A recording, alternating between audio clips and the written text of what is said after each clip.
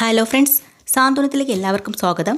അങ്ങനെ നമ്മുടെ ദേവി വക്കീൽ നോട്ടീസ് കിട്ടിയതോടുകൂടി തകർന്നു പോയല്ലോ. അന്നേരം അപ്പം തന്നെ ആനന്ദിനെ കാണാൻ പോകുന്നെന്ന് പറഞ്ഞ് അവിടെ നിന്ന് ഇറങ്ങി ഓടുവാണ്. ആ സമയം ശ്രീകല പുറകെ ചെന്നിട്ട് പറയാൻ, ദേവി നിന്നോട് ഞാൻ എന്താ പറഞ്ഞത്? എത്രയും വേഗം നിന്നെ ഞാൻ ദേവമംഗലത്ത് എത്തിക്കുമെന്ന് പറഞ്ഞിരുന്നില്ലേ? അത് ശരിയാക്കി തരും. അല്ലാതെ നീ ഇവിടുന്ന് അവിടെ പോയി ആരുടെ കാല് പിടിക്കേണ്ട യാതൊരു ആവശ്യവും ഇല്ല. അമ്മ മാറ്, എനിക്ക് പോയേ പറ്റത്തുള്ളൂ. നിന്നോടല്ലടി പറഞ്ഞത്. നിനക്കെന്താ പറഞ്ഞാൽ മനസ്സിലാകത്തില്ലേ? കയറിപ്പോടി അങ്ങോട്ട്. ഇനി ഇവിടുന്ന് അങ്ങോട്ടുള്ള എല്ലാ കാര്യങ്ങളും ഞാൻ തന്നെ തീരുമാനിക്കും. ഞാൻ നിന്നെ അവിടെ എത്തിക്കും എന്ന് പറഞ്ഞാൽ എത്തിച്ചിരിക്കും. മര്യാദയ്ക്ക് കയറിപ്പോക്കോ. അങ്ങനെ ദേവി തളർന്ന് നിൽക്കുമ്പോൾ ഉദയഭാനു താങ്ങി അകത്തേക്ക് കൊണ്ടുപോകണം കേട്ടോ.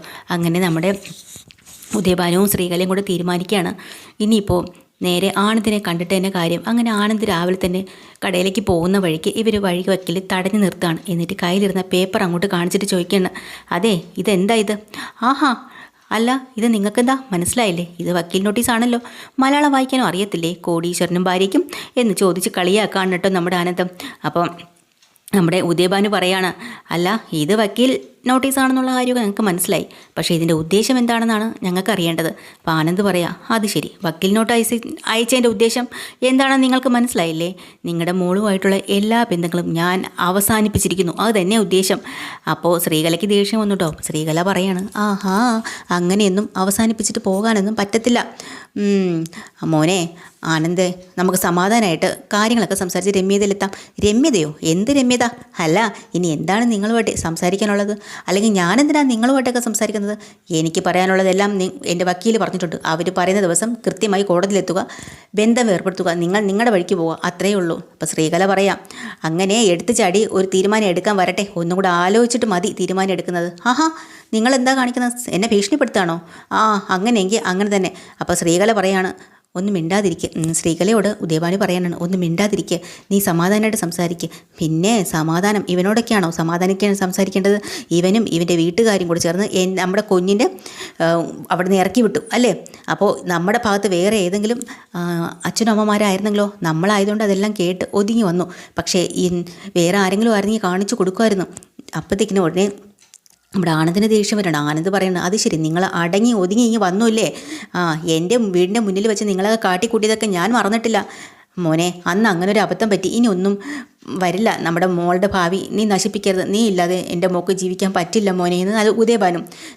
ഈടോ മനുഷ്യ, നിങ്ങളുടെ മോള് നിങ്ങളെപ്പോലെ തന്നെയാണ്. കള്ളം പറഞ്ഞും ചതിച്ചും ജീവിക്കുന്ന ഒരു കുടുംബത്തിൽ നിന്ന് എനിക്കൊരു ഭാര്യ വേണ്ട. അങ്ങനെ ഒരാളുടെ കൂടെ എനിക്ക് ജീവിക്കാൻ പറ്റില്ല. അതുകൊണ്ടാണ് ഞാൻ ഈ ബന്ധം അവസാനിപ്പിക്കാൻ തീരുമാനിച്ചത്. അപ്പോൾ ശ്രീകല, അതേ ഇത് നിൻ്റെ ഉറച്ച തീരുമാനമാണോ? അതെ, ഇതെൻ്റെ ഉറച്ച തീരുമാനം തന്നെയാണ്. എന്നാലേ നീ ഇതിനെ ദുഃഖിക്കേണ്ടി വരും. ഓ, വീണ്ടും ഭീഷണിയാണോ? അതേന്ന് വെച്ചോ. എന്നെ ഭീഷണിപ്പെടുത്താൻ നിങ്ങൾക്ക് എന്ത് അവകാശമാണുള്ളത്? നാണം കേട്ട ഇല്ല, നാണം കേട്. വന്ന് നിൽക്കുക, എൻ്റെ മുമ്പിൽ വന്ന് നിൽക്കാൻ പോലും നാണമില്ല നിങ്ങൾക്ക്. എൻ്റെയോ എൻ്റെ കുടുംബത്തിലെ ആരുടെ മുന്നിലും തല ഉയർത്തിപ്പിടിച്ച് നിൽക്കാനുള്ള യോഗ്യത പോലും ഇല്ല.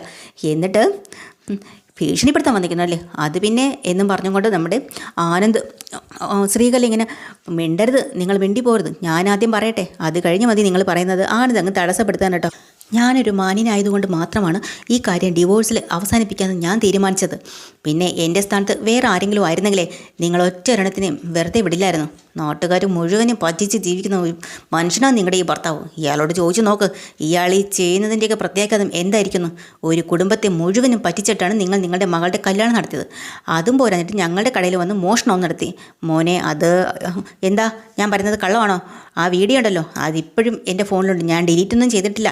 പോലീസ് സ്റ്റേഷനിൽ കൊണ്ട് കൊടുത്തിട്ടുണ്ടല്ലോ, ഞങ്ങളുടെ കടയിൽ കയറി മോഷിച്ചത് ഇയാളാണെന്നും പറഞ്ഞ് തന്നെ എല്ലാ തെളിവുകളും കൂടി അകത്തിടും പോലീസ്. വേണോ? ഞാനത് ചെയ്യണോ? അയ്യോ വേണ്ട. ഇപ്പോൾ ചെറുതായിട്ട് പേടി തോന്നുന്നുണ്ടല്ലേ? ഇത് മാത്രമല്ല, ഇതിനേക്കാളും ഒരുപാട് കാര്യങ്ങൾ നിങ്ങളുടെ കയ്യിലുണ്ട്. നിങ്ങളുടെ 10ാം ക്ലാസ്സുകാരിയായ മോളെ MA ലിറ്ററേച്ചറാണെന്ന് പറഞ്ഞ് കള്ളം പറഞ്ഞിട്ടല്ലേ എന്നെക്കൊണ്ട് കല്യാണം കഴിപ്പിച്ചത്? അതേ കള്ളം പറഞ്ഞ് അവൾ സ്കൂളിലും ജോലിക്ക് കയറി.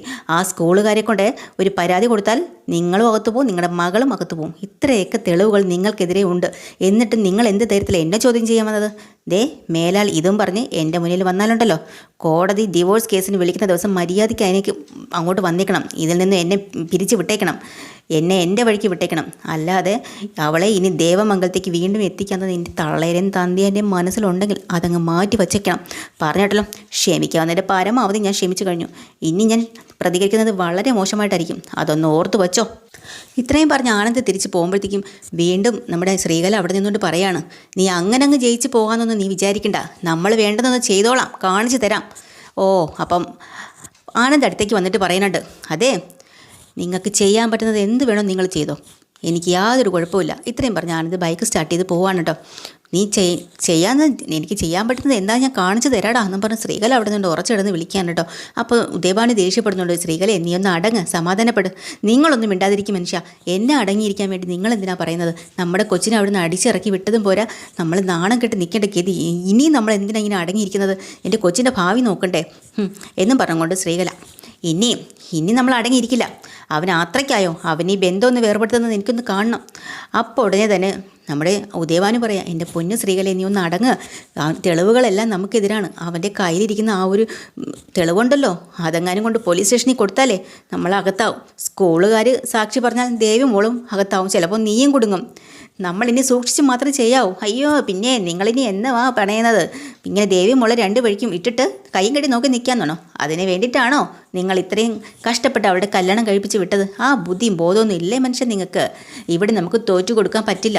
ഈ ഡിവോഴ്സ് നടന്നു പോയാലേ, ആനന്ദ് ദേവിയെ ഉപേക്ഷിച്ചാലേ നമ്മുടെ വിദ്യമോളുടെ കല്യാണം ഒരിക്കലും നടക്കില്ല.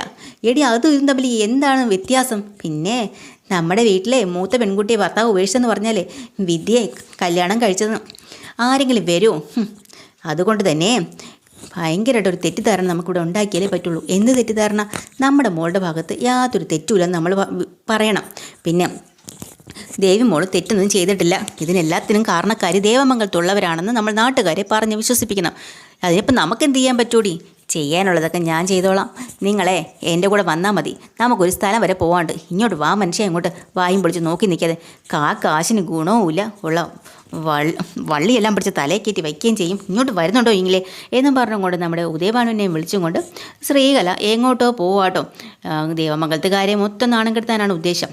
വീട്ടിലാണെങ്കിൽ നമ്മുടെ മീനാക്ഷി ഇരിക്കുന്ന സമയത്ത് ദേവി മീനാക്ഷിയെ ഫോണിൽ വിളിക്കുകയാണ് കേട്ടോ. എന്നിട്ടാണെങ്കിൽ ഏട്ടത്തിന്ന് വിളിക്കണതും അങ്ങോട്ട് പൊട്ടിക്കരയുന്നുണ്ട് മീനു എന്നും പറഞ്ഞുകൊണ്ട്. എന്താ ഏട്ടത്തി? അല്ല ആനന്ദേട്ടന് എനിക്ക് ഡിവോഴ്സ് നോട്ടീസ് അയച്ചിരിക്കുക. ഏട്ടത്തി എന്താ പറഞ്ഞത്?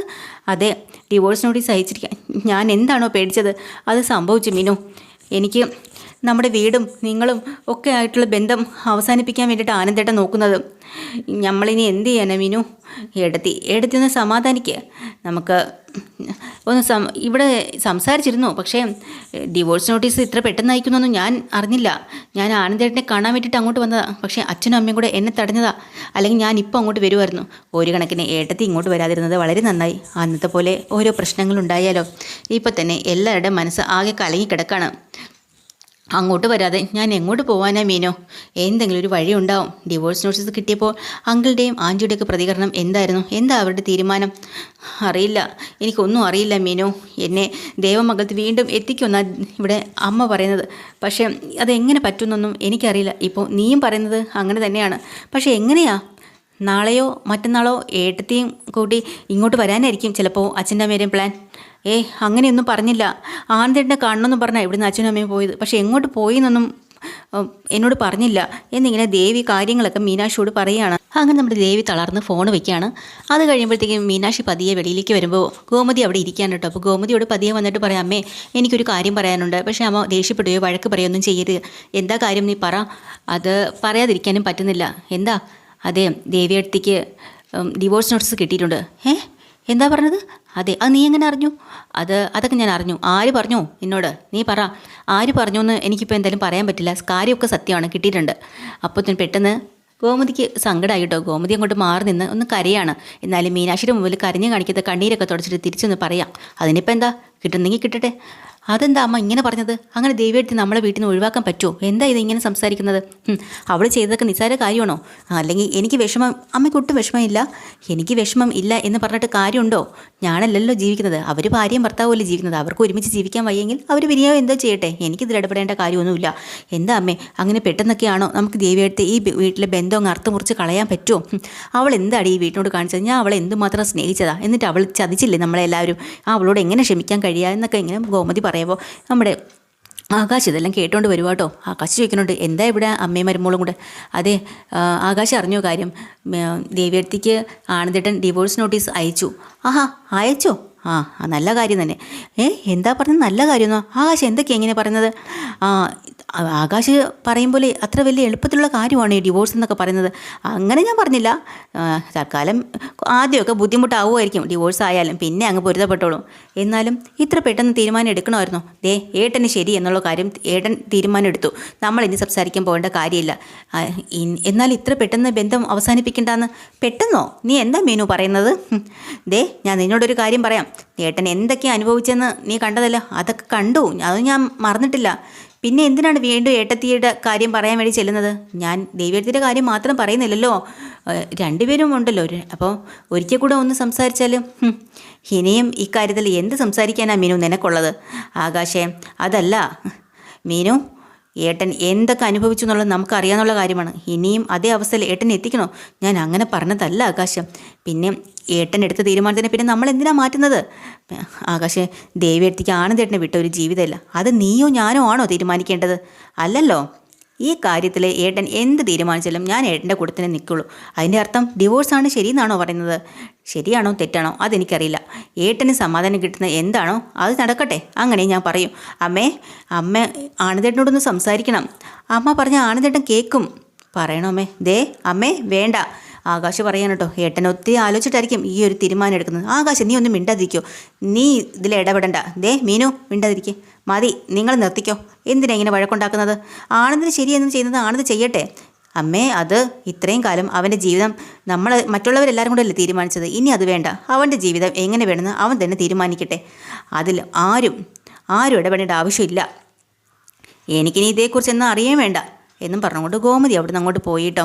മീനാക്ഷിക്ക് ഭയങ്കര സങ്കടമായി. അങ്ങനെ ആകാശ് വന്ന് മീനാക്ഷിയോട് പറയാം, അമ്മ പറഞ്ഞതാണ് ശരി, ഏട്ടൻ്റെ വഴിക്ക് വിട്ടോ, അതാ നല്ലത്. നീ ഇനി അതിൽ തലയിടാൻ വേണ്ടി പോകണ്ട, എനിക്ക് ഇത്രേ പറയാനുള്ളൂ എന്ന് പറയാനായിട്ട് ആകാശ്. പക്ഷേ മീനാക്ഷി ആണെങ്കിലും പാവം ഭയങ്കരമായിട്ട് വിഷമായിപ്പോണ്ട് മീനാക്ഷിക്ക്. ആരോടും ഒന്നും പറയാൻ പറ്റുന്നില്ലല്ലോ. അങ്ങനെ ഇതൊക്കെ കഴിഞ്ഞിട്ട് നമ്മുടെ ശ്രീകലയും ഉദയഭാനും കൂടെ നേരെ എങ്ങോട്ടാണ് ചെല്ലണമെന്ന് വെച്ചാൽ നേരെ പോലീസ് സ്റ്റേഷനിലേക്കാണ് ചെല്ലുന്നത് കേട്ടോ. പോലീസ് സ്റ്റേഷനിലേക്ക് നേരെ ചെല്ലുമ്പോഴത്തേക്ക് നമ്മൾ ഉദയഭാനു ആകെ പേടിച്ച് വരയ്ക്കുകയാണ്. ഇടി ശ്രീകലേ, ഇത് പോലീസ് സ്റ്റേഷനല്ലേ? നീ എവിടെയോ പോകാനുണ്ടെന്നും പറഞ്ഞില്ലേ നീ എന്നെ വിളിച്ചുകൊണ്ട് വന്നത്? എന്നിട്ട് എന്താ ഇവിടെ? ഒന്ന് അടങ്ങി നിൽക്കും മനുഷ്യ. പിന്നെ പറയടി, ഇവിടെ എന്തിനാണ് വന്നത്? ഇവിടെ എന്തിനാണ് വരുന്നത്? സിനിമ കാണാനാണോ വരുന്നത്? അല്ലല്ലോ, പരാതി കൊടുക്കാനല്ലേ വരുന്നത്. ദേവമംഗലംകാർക്ക് എതിരെ പരാതി കൊടുക്കാൻ ഇങ്ങോട്ട് വന്നത്.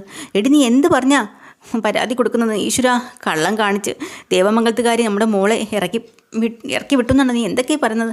അയ്യോ, ഗാർഹിക പീഡനം എന്നും പറഞ്ഞുകൊണ്ട് ഒരു കേസുണ്ട്. സ്ത്രീകളെ ഉപദ്രവിച്ചാലുണ്ടല്ലോ ആ പേരും പറഞ്ഞ് ഞാൻ അങ്ങോട്ട് കേസ് കൊടുക്കാൻ വേണ്ടി പോവാണ്. ഞാനൊരു കാര്യം പറഞ്ഞേക്കാം. അയ്യോ, അങ്ങനെയൊന്നും നടന്നിട്ടില്ലല്ലോ. നടക്കാത്തതൊക്കെ പോലീസ്. അങ്ങനെ അല്ലല്ലോ ഡി ശ്രീകലേ, നമ്മളെന്നാലും നടക്കാത്ത കാര്യം നടന്നു എന്ന് പറഞ്ഞാൽ കള്ളം പറയാൻ മനുഷ്യ നിങ്ങളൊന്നും മിണ്ടാതിരിക്കുക. പോലീസിൻ്റെ മുന്നിൽ നിന്നുകൊണ്ട് കള്ളപ്പരാതി എന്നൊന്നും പറയല്ലേ ശ്രീകലേ, അങ്ങനെ പറയല്ലേ, നമുക്ക് തിരിച്ചടി കിട്ടും. അതുകൊണ്ട് നീ മിണ്ടാതിരുന്നു എന്ന് പറഞ്ഞ് താക്കീത് കൊടുക്കാൻ കേട്ടോ. പക്ഷേ ശ്രീകല രണ്ടും കൽപ്പിച്ച് നേരെ പോലീസ് സ്റ്റേഷൻ്റെ അകത്തേക്ക് കയറി ചെല്ലാണ്. ദേവമംഗലത്തുകാർ ദേവിയെ അടിച്ചിറക്കി വിട്ടെന്നും ഗാർഹിക പീഡനം ചെയ്തു എന്നും നിവർത്തി കിട്ടാൻ ഇറങ്ങി വന്നെന്നും പറഞ്ഞുകൊണ്ട് പരാതി കൊടുക്കാൻ നേരെ കയറി ചെല്ലാട്ടോ. ഇതാണ് എപ്പിസോഡ്. ഡീറ്റെയിൽഡ് എപ്പിസോഡുമായി വീണ്ടും വരാം. ചാനൽ ഇഷ്ടമായ ലൈക്ക് ചെയ്യുക, സബ്സ്ക്രൈബ് ചെയ്യുക. Thank you.